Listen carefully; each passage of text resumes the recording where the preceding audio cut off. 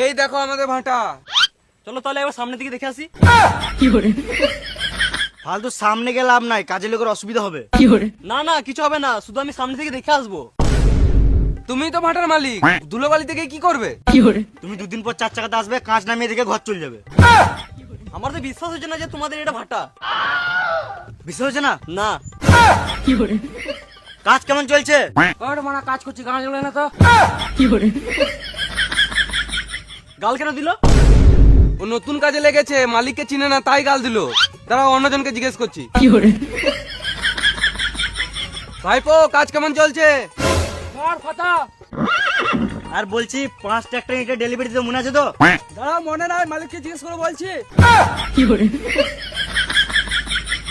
মালিক মানে? তাহলে তোমরা কে? দেখো, জীবনে তুমি যতই বড় হয়ে যাও, বাবার থেকে কোনোদিন নিজেকে বড় ভাবতে নয়। ওই জন্য মালিক হিসেবে বাবাকেই চিনে। তাও ঠিক। বেশ, তুমি চিন্তা না করে তাড়াতাড়ি টাকাটা দাও। আজব তো, একটা ভাটা কিনবো, চিন্তা না করলে হবে? চিন্তা করে কি লাভ? আমাদেরকে দেখে নাও, সব চিন্তা শেষ। শেষ না, শুরু। এই লাও ভাটার কাগজ, টাকা দিয়ে সাইন করে দাও, ভাটা তোমার।